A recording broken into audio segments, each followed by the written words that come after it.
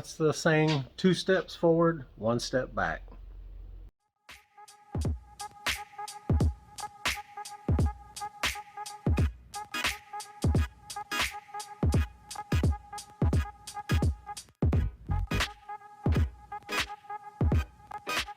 This episode of the Saturn rear mount turbo series is polar seltzer water. Snap into a can of polar seltzer water today. Not really. And just like that, I was able to get in there and tighten that sucker up finally. I was thinking I was going to have to remove the valve cover, and I didn't even want to do that, dude. I don't know if it's because I'm lazy or I don't know, dude. I'm just trying to get this thing going and as quick and as effortlessly as I can. So I did get it. I took it off. Like I said, I was going to tighten that up really tight on this end and then put it back in there and then really hammer it on that one inside there. I was able to get the Allen wrench in there somehow, some way. I couldn't get in there before. But anyway, I was able to quarter turn it, flip it, quarter turn it, flip it, and it worked out really well. That sucker's tight. I shouldn't get a leak from there. So now I'm going to build the line that goes from here over to the regulator, and that should be it. All right, well, the struggle is real, but I'm hoping this is it. All right, so you see how I've got that funnel. I've got like 4 or 5 fittings here and tried different things. And so anyway, this is what I'm settling on. Basically, it's going to send it back the correct angle that I need. And what I'm going to do is, now that I know that's the one I'm going to use, I'm going to take that off. I'm going to take the dash 8 off the rail, and I'm going to tighten that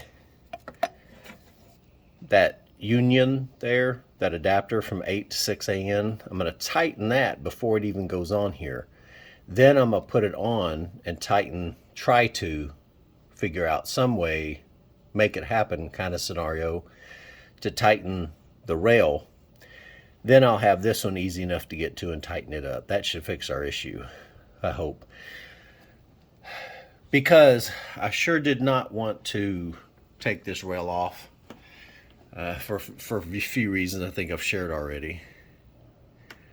Looking at this now, what I did was, you guys know I'm going to go to the 550 injectors for the 20 psi. I found some Bosch injectors. I was talking to a company that was the 550 or 52 pound cc, 550 cc, 52 pound, and the ones that I had priced were going to be like $40 per injector, so 9 times 4, 360 bucks. Well, I found almost the exact, well, I know it's the same flow rate. The only difference is the clip on it is a round clip as opposed to these square clips or rectangular. But they come with adapters. They come with these little pin or connector adapters, so that it'll snap onto the round and then give me the rectangular that I can then snap this onto. The issue I'm seeing is this thing is right above it. So I can't angle it up this way because then it'll hit the bracket for the throttle body. I'm going to have to figure out some way around that one. What I can do on these, and I think y'all know this too, you can sit here and clock these fuel injectors left or right. So I probably have to lay it down one way or the other to avoid it. Shouldn't be a problem like what we're having right now. But and those were $19 each. So I saved a lot of money, got the same injector for the need that I'm going to have. So hopefully we're on the startup side today. Well, our Bosch injectors came. I'll give you the part number. It's 02801581117. It's Bosch. It looks like, one thing you always got to be careful of, and this kind of pissed me off when after I bought these. Now keep in mind, like I said, that one company was wanting a lot more for each injector, but the difference between that injector and these, that injector was 52 pounds, 550 cc, whatever. but it had the rectangular connector that would snap right onto our harness. This one is that injector, and I'll show you the difference. So this injector here, you see this connector? That's not the connector for your vehicle, for your Saturn. Yours has this type head on it. So what they do is they give you this adapter. And so when you snap it on there, now you have the same type of connector that you have on your harness. So it allows you to use these. That's pretty neat, huh?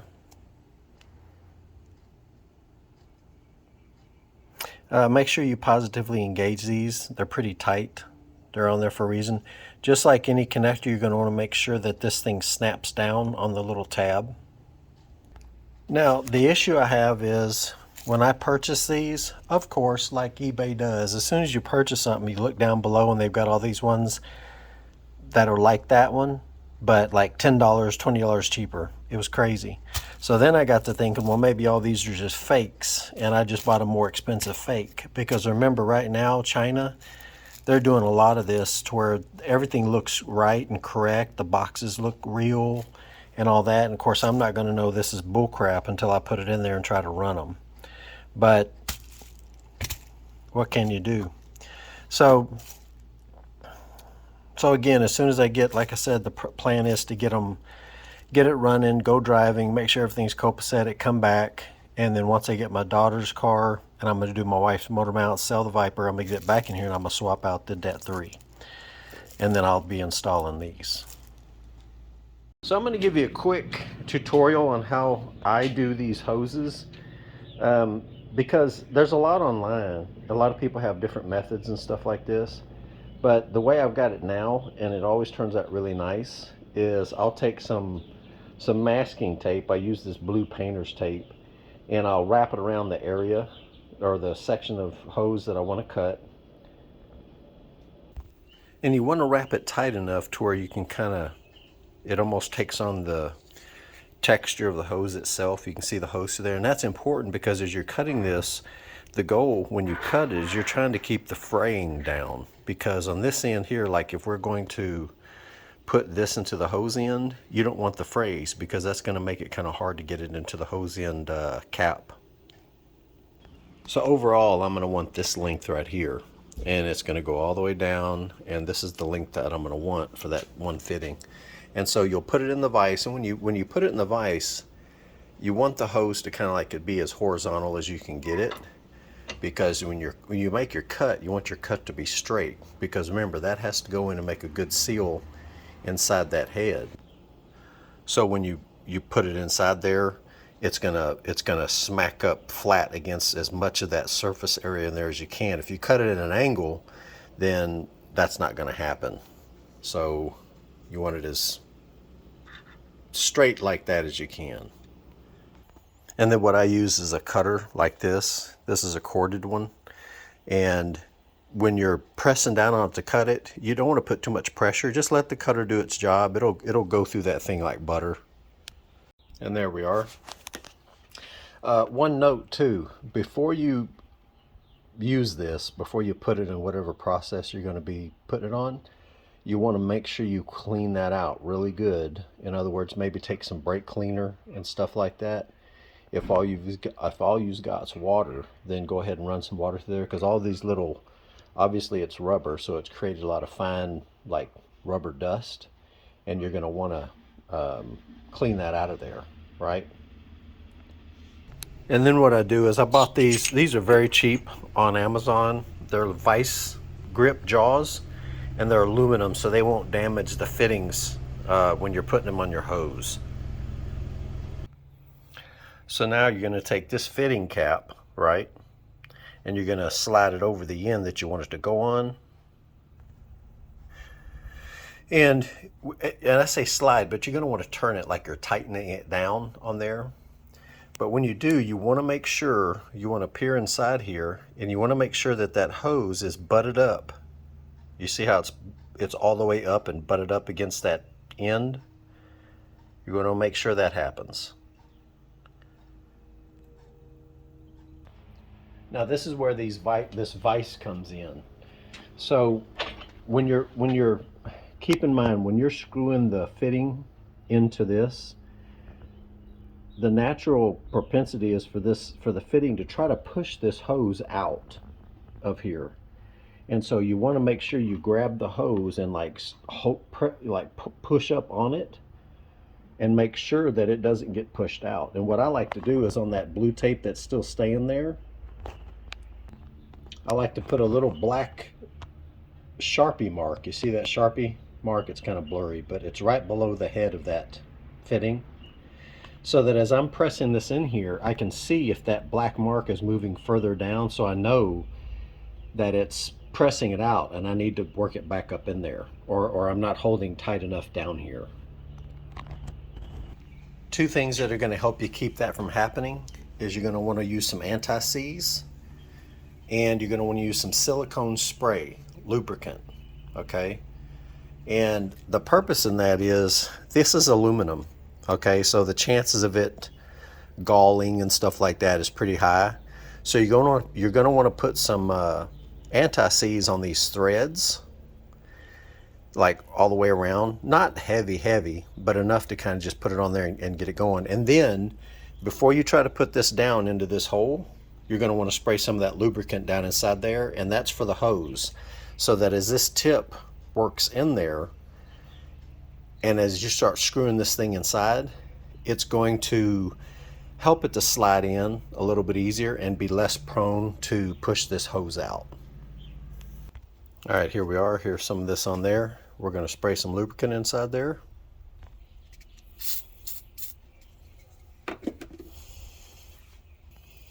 We're going to get this thing started. Now again, once you get going, I can't do this with one hand, but you're going to want to hold it down here and kind of push up. So make sure your vise is holding these jaws real good, otherwise you'll push your fitting up out of there too. And just hold on it real tight. And then you can take, I recommend AN wrenches. This is like an AN crescent wrench. These things are pretty cheap on Amazon, but if you have you can do it obviously with a crescent wrench or even a wrench. But the problem is, if you're interested in keeping these things pretty and scar free, then you're going to want to use an AN wrench or some aluminum like material that's not going to cut it up, scratch it up. And obviously you're going to screw it all the way down till it seats onto that sleeve. And you can clean this off if you want. Obviously you'll clean it up. Now on the tape, you're just going to take a not a Sharpie, an X-Acto knife or something like that, and just go around the bottom here lightly, because you don't want to cut into this fibrous material, because then it'll start fraying. So just be patient and just go around it, cut it lightly, and you can peel this tape off. All right, so got that sucker on there. Migrates down through there, comes out over here, connects up over to here. It doesn't look like it's going to interfere with the throttle cable bracket. I've already checked it, and it doesn't interfere with the PCV. And, in the end, it wasn't that hard getting that set up like that. The worst part was getting at that dash 8 in there. And if I position the wrench while I put it on there, once I got it finger tight and I position the wrench so I get a bite on it, I quarter turn, flipped, quarter turn, flipped, and I was able to get it on there.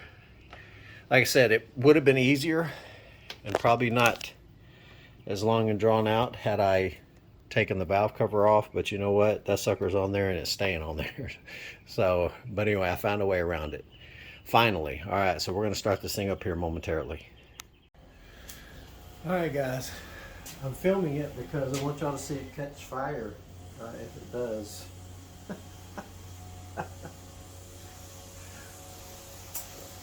Live action. Here we go.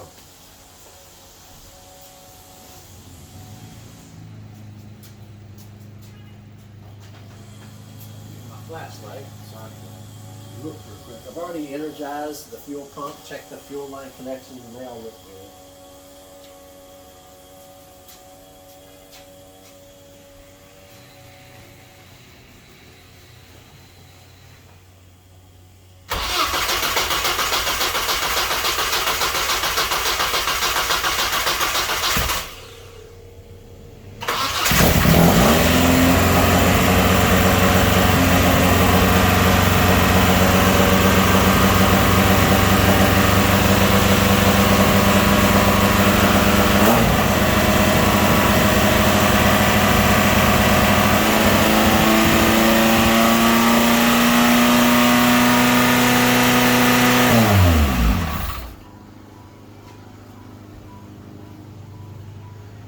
smell fuel, and it's running too high like there's a vacuum leak.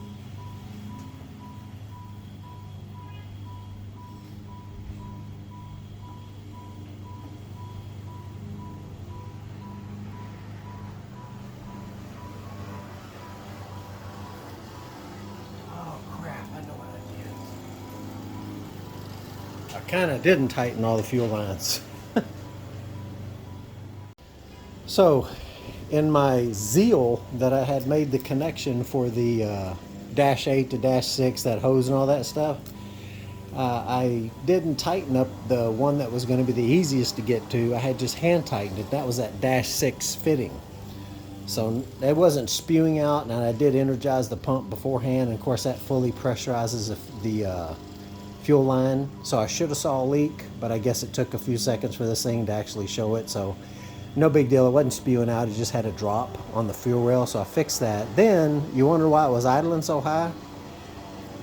The PCV valve is a critical part of that, so that you don't have basically what is an open intake plenum sucking in air. I didn't put it on. Oops.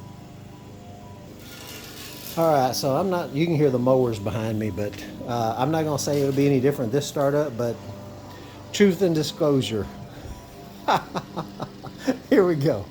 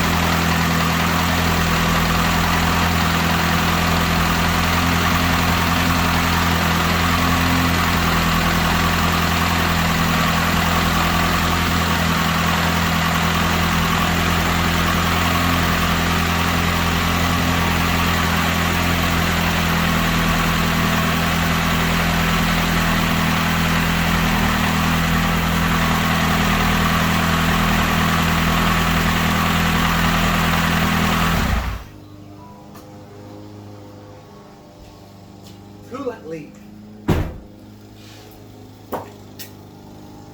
Let me see what it is. But that sounded good. For clarification, it's actually leaking from where the injector is at for the fuel rail, not the where it's in the intake manifold. I saw it gushing out there. Okay, so we'll see what we can see. Well, it looks like I fixed it. The injector and fuel rail were kind of like at an angle to each other, so I loosened the fuel rail, bent that up to get more of a straight from rail to injector, and then I tightened it back up. When I initially turned on the key, a little bit came out and I said, oh man. But then now that it's running, it stopped leaking. So I'm gonna watch it, but I think I fixed it.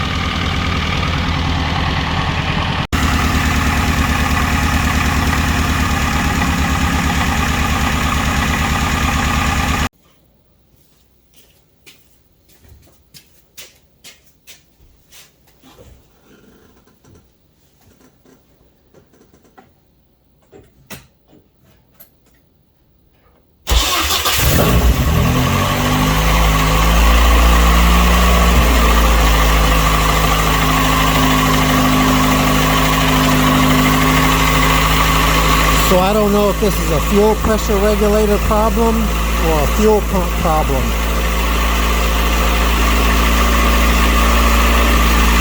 Right now the computer is commanding a lot of fuel because it's a cold start. Plus the injectors are larger. This thing would run stupid rich on startup anyway. And I think when all that drops out, when it starts warming up, it starts oscillating.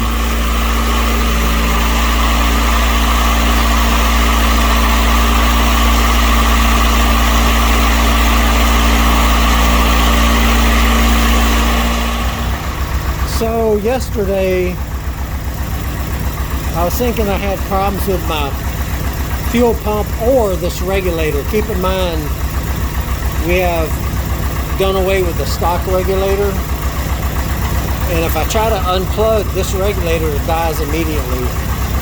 But you know, when I had the other regulator, I could unplug the stock regulator and it would stay running for me to adjust the base fuel pressure here on this aftermarket one, and all was good. It was about 10 pounds off. But right now, unlike yesterday, it's running fairly decent. My only issue is it's only running at 20 pounds fuel pressure. If I try to tighten this up and make it go higher, it starts running poorly. The current AFRs on the AFR gauge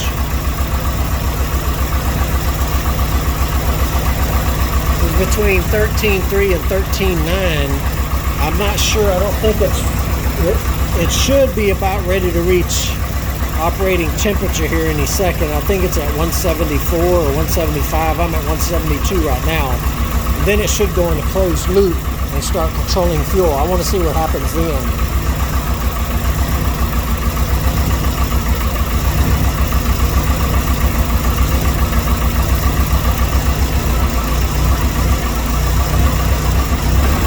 I think it just switched over because now I'm starting to jump up into the 14s.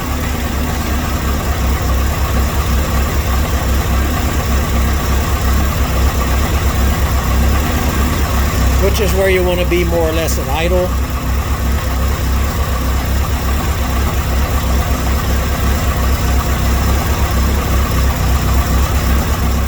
All right, I think mystery solved. Hear me out. So the stock setup had its own regulator on the fuel rail. That's gone now. So the only regulator I have here is this boost dependent rising rate regulator from Beji. When I started it yesterday, it fired up. The air fuel ratios were at idle on cold start, were around 13, was bouncing low 13s to mid 13s. And then when it reached operating temperature, it started climbing up to 14, 14.2, and it was bouncing back and forth. Never before has that been the case, because I have a 255 high pressure Walboro pump. I have, I want to say 240 or 260 cc injectors, okay? And I always have rich codes from cold start. Now, once it warms up to operating temperature, the O2 sensor feedback can pull out enough fuel that I'll actually have stoic, 14, somewhere in there. I'll have idle at that point. But on startup, that's always been the Achilles heel, and which was always an issue. So that's why the goal is to put the DET 3 on here, bump these up to 550, which is more than double what are supposedly in there now. But I'll be able to pull some of that injector out on at the low areas where hopefully I won't have that cold start issue.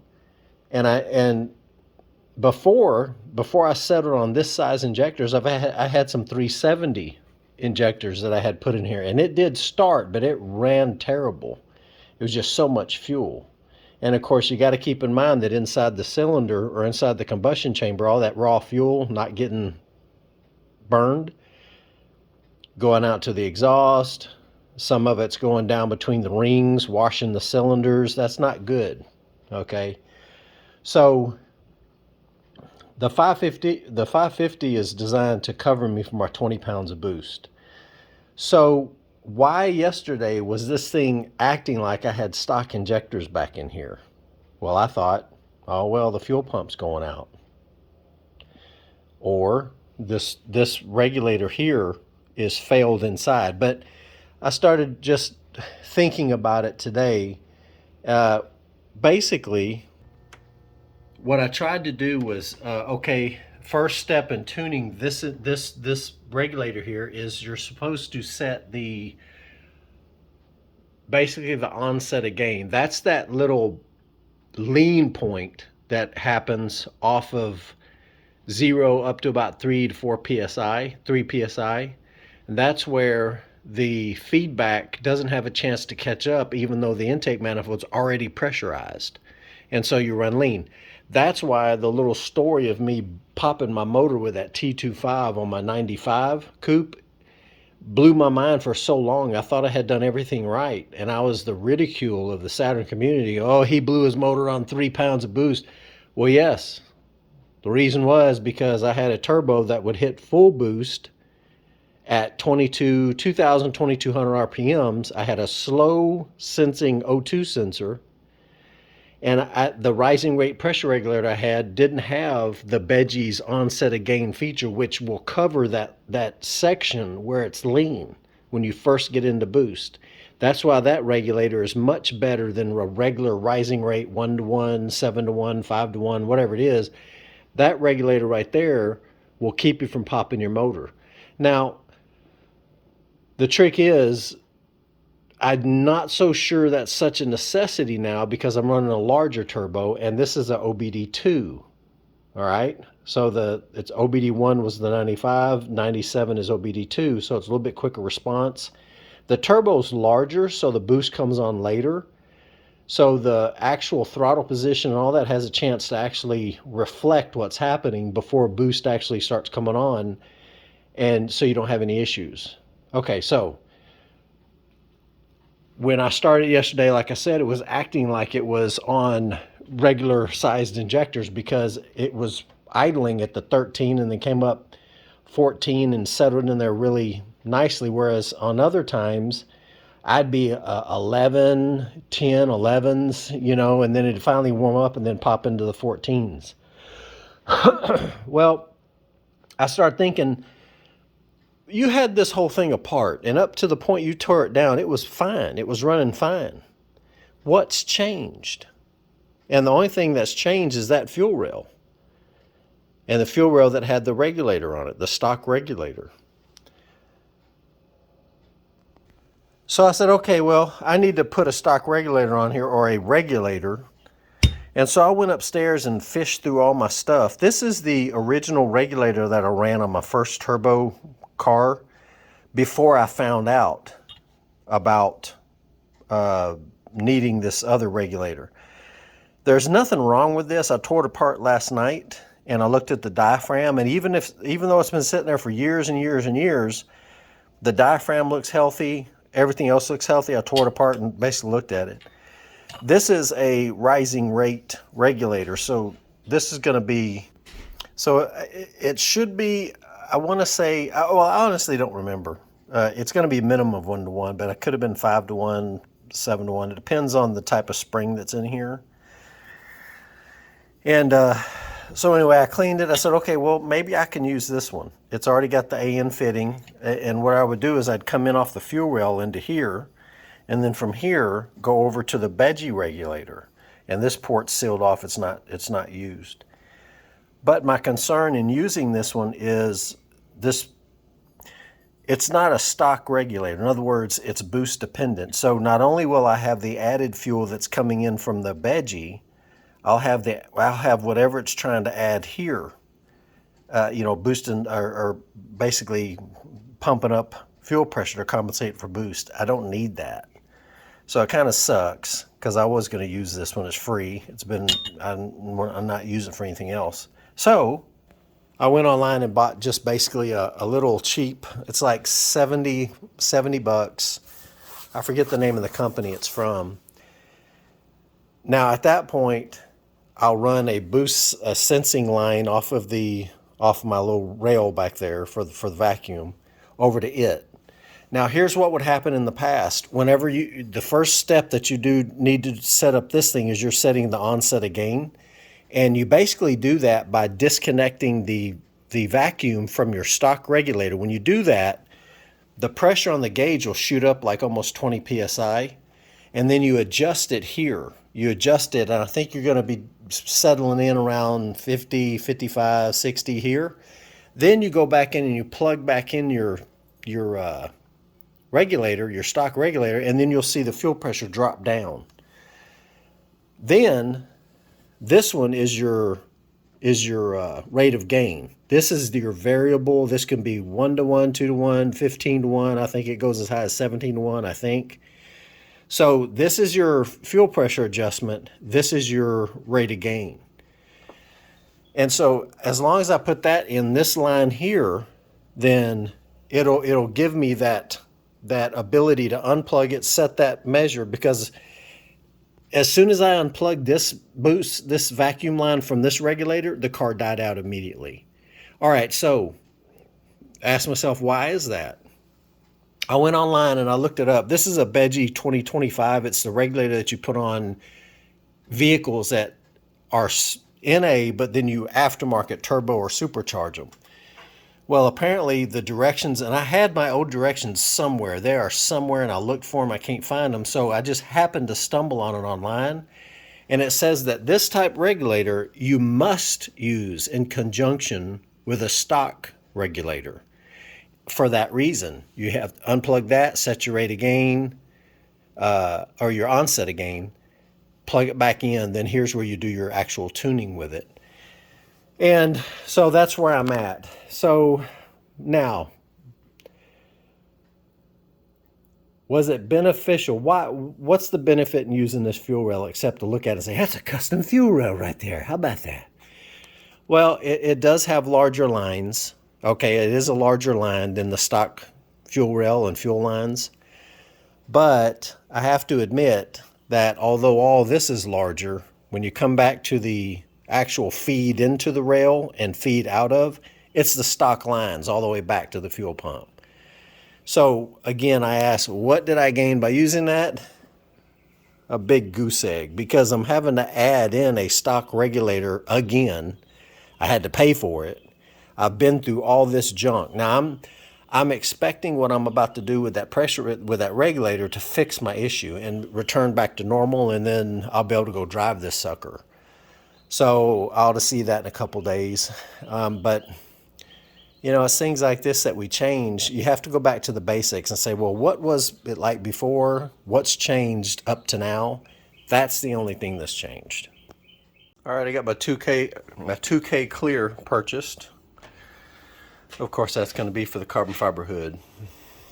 My goal is to get this thing started, drive around a little bit, kind of get it, see where it's at with now that I don't have that fuel pressure regulator on there for the stock one, see what kind of challenges are going to be there, if any. Drive it around a couple 100 miles, then do an oil change on it. Get the hood done. I don't need the hood on to drive it around. Get my AC charged, do all that. And then see how it performs with what I have now. Because I want to make sure everything's copacetic like it was before with 12 pounds, which it should be. Nothing's really changed to a degree where it should mess with that, except that fuel pressure regulator situation.